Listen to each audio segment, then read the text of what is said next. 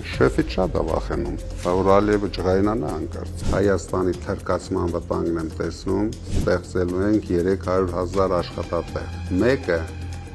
թողնելու ենք Փաշինյանի համար, թմբուկ նվագելը։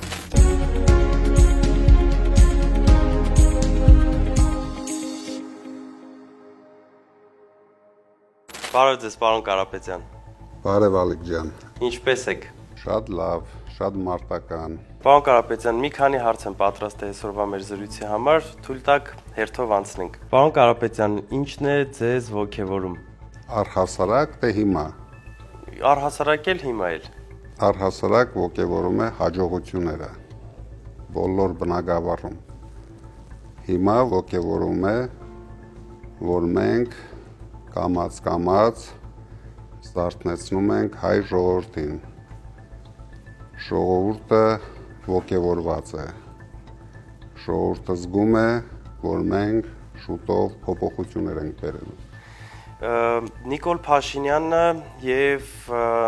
Հայաստանի Հանրապետության ԱԳՆ-ն հայտարարել են, որ հայոց ցեղասպանության միջազգային ճանաչումը այլևս արտաքին քաղաքականության առաջնահերթություններից չի։ Ինչ եք կարծում, նրանց կհաջողվի այս էջը փակել։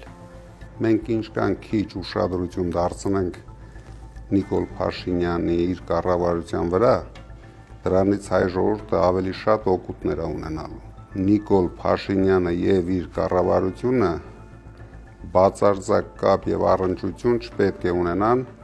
հայ ժողովրդի ապագայի հետ։ Ում պետք էր հարգել այդ փաստերը ցեղասպանության, որ կուսակցություններին պետք էր, նրանք բոլորը ցույց տվեցին իրենց հայրենասիրությունը։ Ինչ դիրքորոշում ունեք Փաշինյանի այն հայտարարության վերաբերյալ, որ նա չի պատրաստվում դատապարտել Արցախում եկեղեցիների ոչնչացումը։ Թարմ դեպք ունենք մեկ շաբաթ առաջ։ Հենց այդ օրերին իրենք հայտարարեցին, որ ուզում են հարկեն եկեղեցին, եկեղեցու մոմի վաճառքը, հանգանակություններ ուզում էին հարկեն ու հենց այդ ընթացքում էլ այնտեղ Արցախում քանդում էին ու զրո արձագանք էր այստեղ։ Դե շեֆից շատ է վախենում, որ Ալիևը ջղայնանա հանկարծ։ Դրա համար Փաշինյանի համար, եթե մի մարդ իր խմբակով հարձակվում է Էջմիածինի վրա, իր համար ինչ կապ ունի Արցախում մի 100 հատ եկեղեցի քանդեն, չեն քանդի։ Ինչ դիրքորոշում ունեք Ռոբերտ Քոչարյանի եւ Գագիկ Ծառուկյանի այն հայտարարություններին, որ իրենք ասեցին պատրաստ են աջակցել ամենաշատ ձայներ հավաքած կուսակցությանը։ Երկուսն էլ շատ կոռեկտ հայտարարություններ են արել։ Դա միջազգայինորեն ընդունված փաստ է, որ կառավարությունը ձևավորում է առաջի տեղ զբաղեցրած ուժը, քանի որ մենք վստահ ենք, որ այդ ուժը մենք ենք լինելու, դրա համար շատ շուտով իրենք այդ հնարավորությունը կունենան պաշտպանելու մեր կուսակցության թեկնածուն։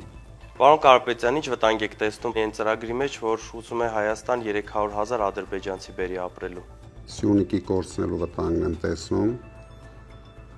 Սևանի գյոլչա դառնալու վտանգն եմ տեսնում, Հայաստանի թրկացման վտանգն եմ տեսնում, բայց մի անհանգստացի։ Մենք դրա դիմաց ստեղծելու ենք 300,000 աշխատատեղ հայերի համար, նույնիսկ մեկը թողնելու ենք Փաշինյանի համար, թմբուկ նվագելը։ Շատ լավ։